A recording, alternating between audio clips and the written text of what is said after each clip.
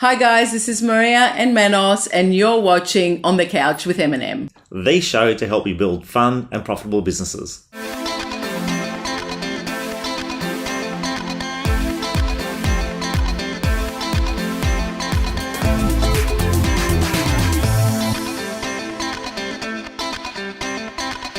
Hi guys, thank you for joining us. Today it's just me and Manos, and we thought we'll bring up a topic that we've been asked quite a lot lately, which is, when do I know if I'm ready to go out on my own? As we know, the real estate industry has gone through massive changes over the last, even 10 years since we've been in it, 10, 15 years. And one of the biggest changes is obviously technology. Mm-hmm. Another one is that we've seen quite a few businesses going independent and going out on their own. So we thought it's a little bit of a touchy topic, but we thought we'll explore that today and discuss, when is a good time? Is it for everybody? We definitely know that it's not. That's the first question is, should you go out on your own? I think so, because sometimes you're better off staying within an office. Yeah. So I'll throw it back at you, honey, because you're the expert on that. Definitely. Tell us. Obviously, we talk to so many people every day, and we've helped quite a few people go out in their own businesses, and we love it. It's what we love doing the most. We really, really do. To see someone to grow, to bring their own personality into their business, it's tremendous. It's a great feeling. But look, you've got to start with the why. It's not for everyone. I said, one, the traditional path of most people taking what we've seen in the industry is that you see a very, very successful sales agent who's great out there in sales.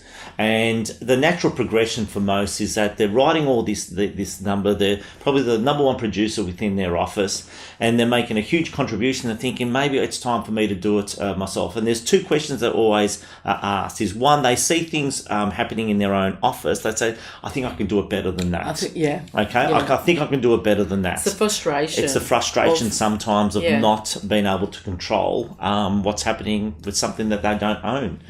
The second thing is that I'm giving away so much of my commission, my split. Now, there's always two sides to the story, because I have a saying in real estate that you will be paying someone something, whether it's within an office, an agency split, or whether you go out on your own and you're paying the landlord and you're paying the multiple subscriptions and all the other facets of real estate. Everyone's got a membership fee. Everyone's got a membership fee. Whether you're with a group, a franchise group, or whether you're independent, those costs are inherent in real estate. And we have noticed in the last, especially the last 3 to 4 years, the entry to actually start a real estate business is very, very easy, but to maintain a real estate business is very, very expensive. The cost of maintaining your traditional shop front office has grown exponentially. And the biggest cost is human resources, isn't it? Totally human resources. And then you need to understand, as a sales agent, if you're moving into an office environment and you start to wear all those hats, is the time it actually takes you away from your listings and your sales. So if you're $1 million performer or $500,000 performer, and then you suddenly move into business ownership, any drop in your sales is going to affect your bottom line. And if you're trying to recoup it thinking you're going to recoup it by going into a real estate business, I can assure you, in your first years, multiple years, you are going to take a pay cut. But the thing is that what real estate salespeople really, really enjoy is listing and selling a property.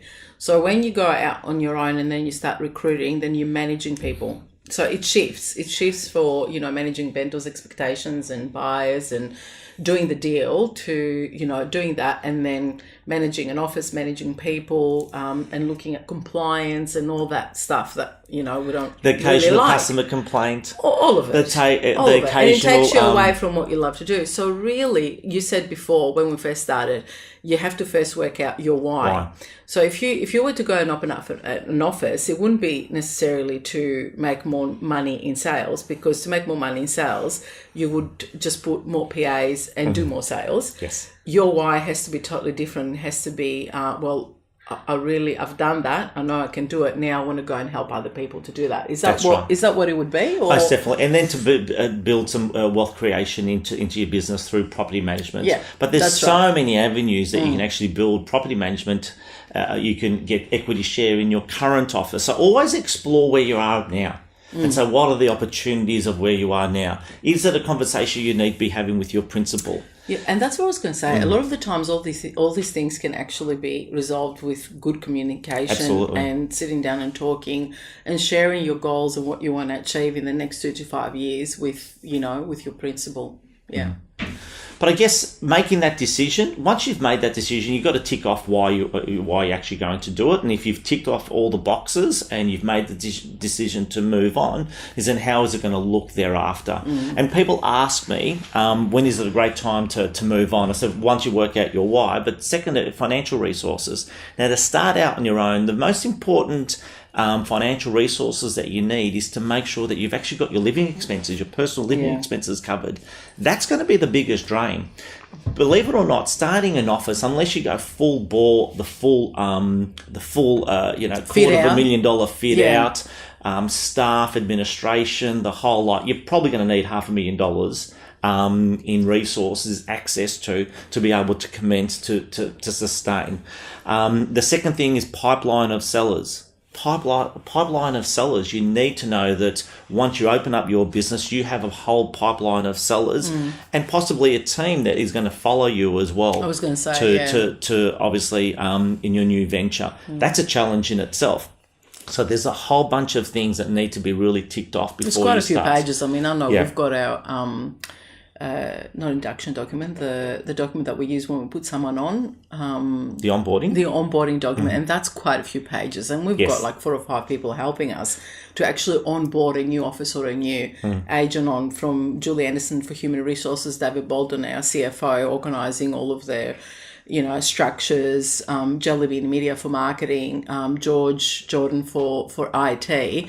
And I'm thinking, that there is a lot of stuff that you need to go through to just open the doors.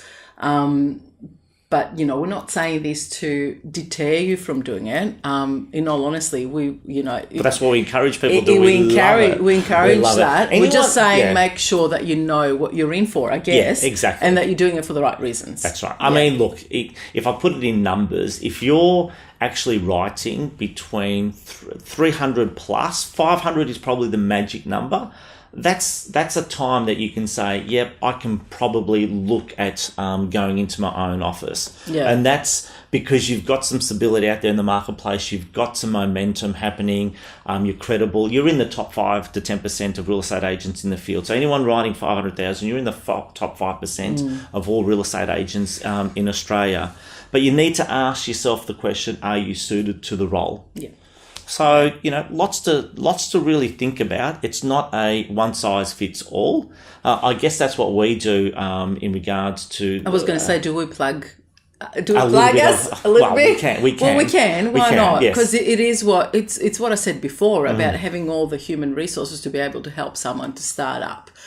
From trust accounting to absolutely everything. So, feel free to give us a buzz if you want to have a chat love to about have that. a half an hour discussion with someone who may be possibly thinking about going on their own. Happy to share what we obviously contribute to our team members, and if there's a value there, and obviously talk about the EV opportunity. But in all seriousness, if you are thinking about going out on your own, give us a call. We can coach you through all the challenges, what the questions you should be asking yourself before you go on to make that decision, and the options available to you. Awesome. So, yeah. Is there anything you want to add? Or No, I think we've pretty much covered it. Yeah. Awesome. Thanks for watching again, guys. Thank you. And any questions whatsoever, feel free to ask on the bottom. Yeah, or private messages. Or private messages. Love to help you out.